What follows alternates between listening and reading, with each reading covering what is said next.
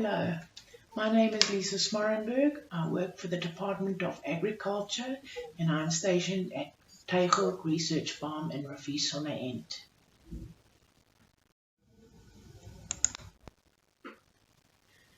Today we'll have a look at the following.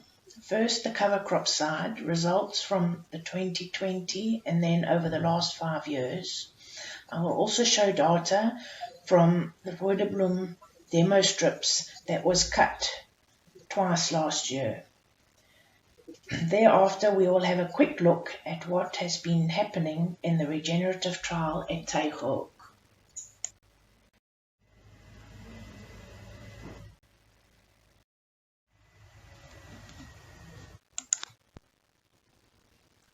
Cover crop trials were planted at Riversdale, Dekgewasse, Langewens and Hoefield last year. We will look at the biomass or dry material, weed suppression and how the mixtures worked.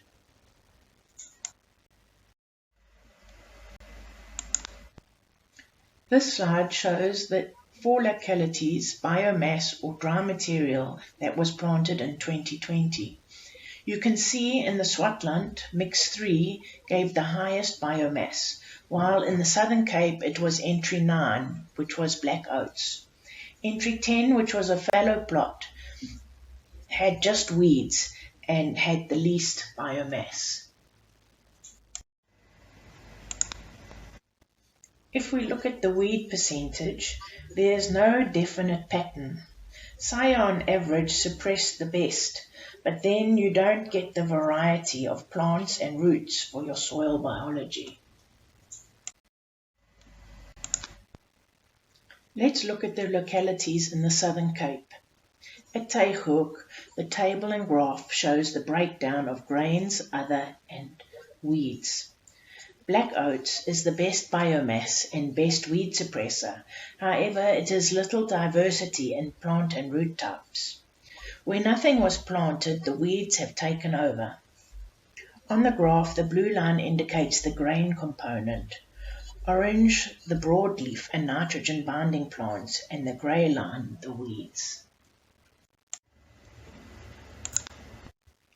The same can be said for Riversdale, except at Riversdale, mixture 6, which was forage barley, Lycium clover, Phacelia and forage radish, had the better biomass.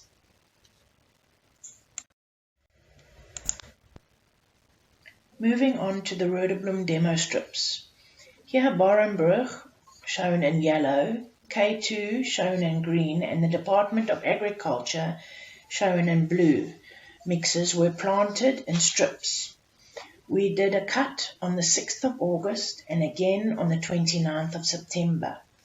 The second cut was not cut on the same spaces as the first cut.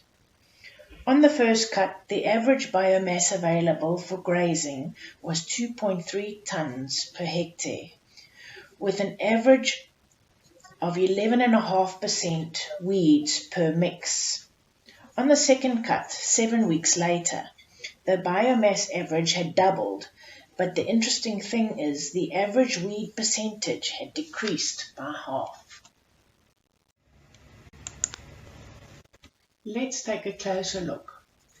The mixes of the Department of Agriculture, you can see from the graph, have all had an increase from first cut to second cut. But what is interesting is that mixture 3 almost trebled in the amount of biomass. Mixture 3 consisted of rye, vetch and bitter lupins. This over a 7-week period.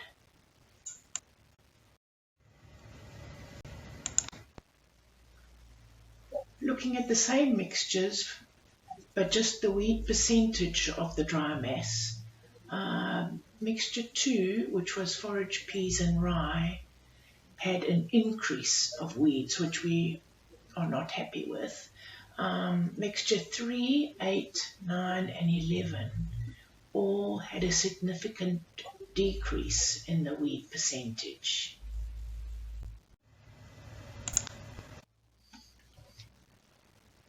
In the K2 plots, there were only 4 mixtures. Most mixtures doubled biomass except for 23B, which had little growth over the 7 weeks. This would be a good mix to plant early, followed by a different mix to end the season. The weed suppression was good in all these mixes, especially 23A, which fell from 18% to 0 in the second cut. Smorenburg had 11 mixtures in the strips. All mixtures did well and doubled their growth between the 2 cuts, especially mixture 17 and 20.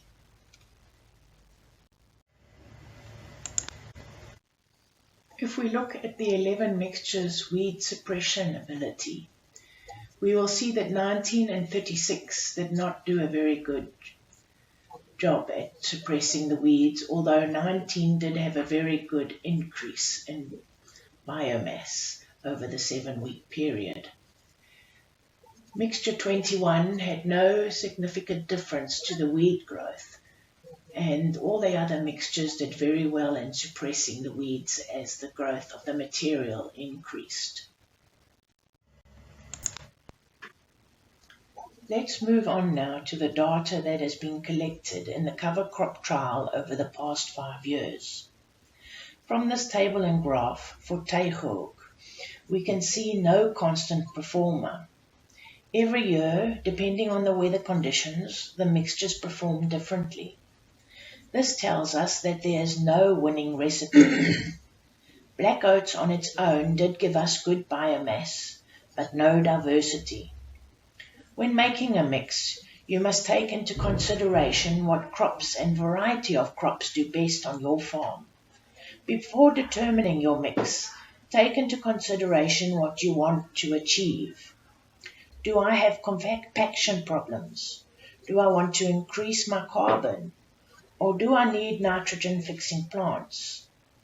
Bear in mind that broadleaf and nitrogen-fixing plants do not leave a lot of biomass on the soil for cover. Therefore, your mixtures should ideally be a 70-30 ratio, with grains the bigger component.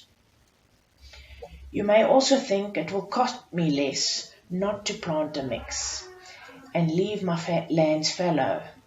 Doing this can save you money, but not give you feed for your animals. In the graph and table, you can see that the weed plots did not give a lot of biomass. Weeds also tend to adapt and can cause your seed bank to increase, with you having the added cost of spraying at least twice in the fallow time.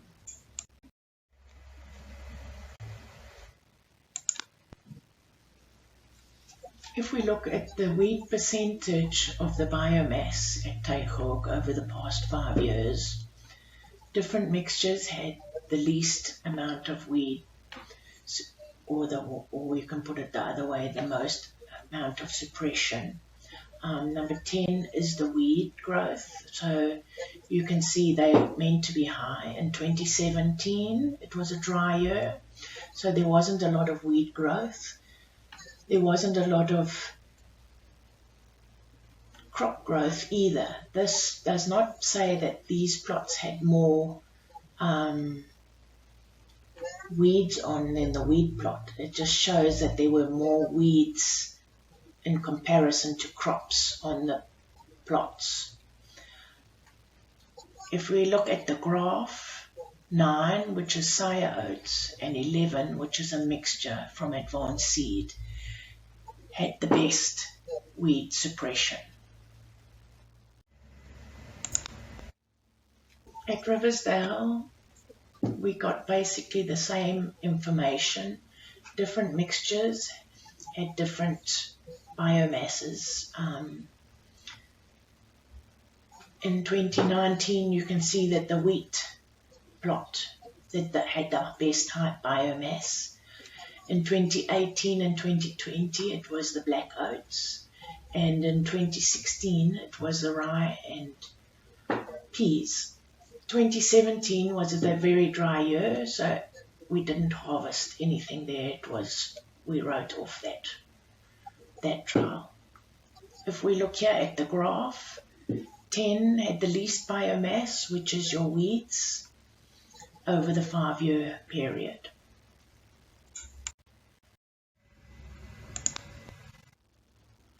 The Riversdale weed percentage graph shows clearly that without the mixtures, your weed control is going to have to be much higher than in a mixture.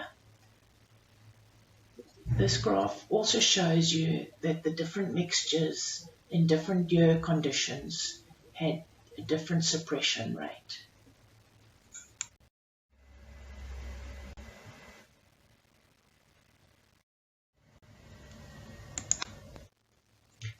This is a quick update on what has been happening at Dekgewasse in the regenerative agricultural trial. We planted the winter cover crops on the 29th of April at 40 kilograms per hectare. No fertilizer was used.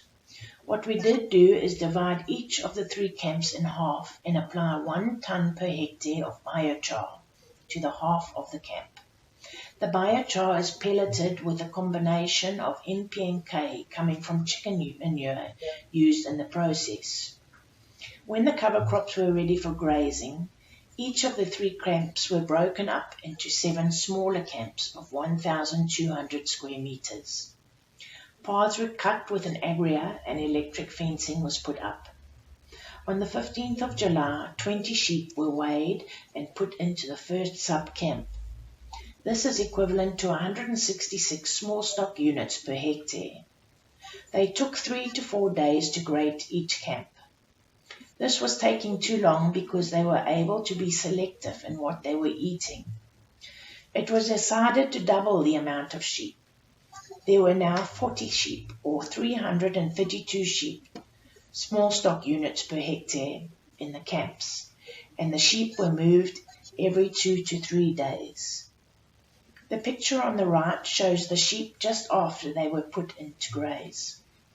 The picture below shows where the sheep had been compared to where they had been moved to. Samples were cut and height of the crop measured before the sheep went into the camp, and heights were measured after they came out of the camp. The sheep grazed from the 15th of July to the 12th of October.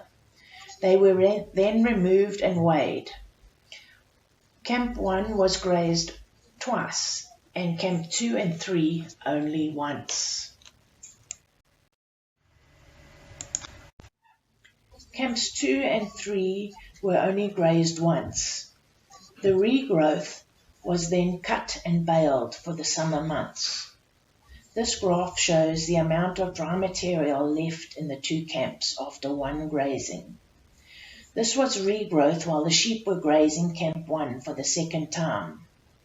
Camp 2 had an average of 3.9 tons per hectare dry material, and Camp 3 2.6 tons per hectare dry material left to bale.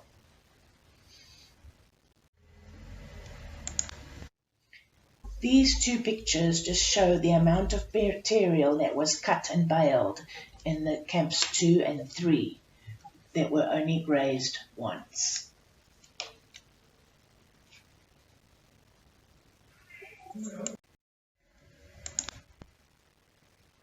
The remaining 3 camps and the 2 control camps were planted to cash crops, namely wheat, barley and canola.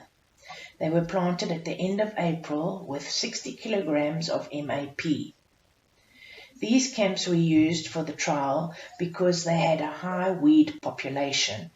The mistake was made not to spray, and we decided to cut and bale the crops because of the weeds. Broadleaves in the canola strips and ryegrass in the grain strips were the problem. Soil samples were taken and sent in for a variety of tests, some of which were normal nutrient tests and soil biology and carbon tests. These give us a good baseline for the beginning of the trial. Water infiltration tests were also done on wet and dry soil, and it was noted that water infiltration improved later in the season on the wet soils. The picture shows the equipment used to do these water infiltration tests. We used our cell phone as a stopwatch in a plastic bag before the water was released. The plant pathology team also came and took samples and looked at plant diseases present in the cash crops as well as the cover crops.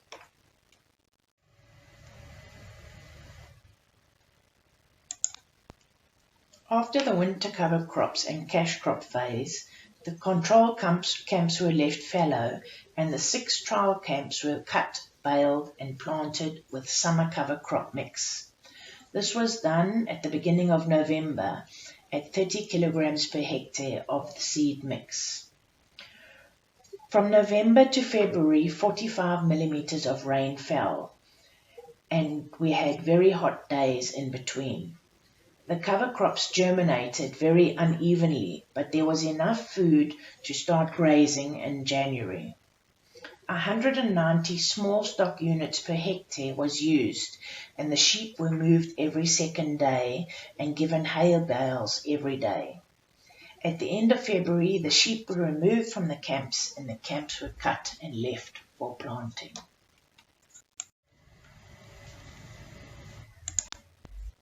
Thank you. For any more information or a visit to the farm, you can contact me on my cell phone or on my email address.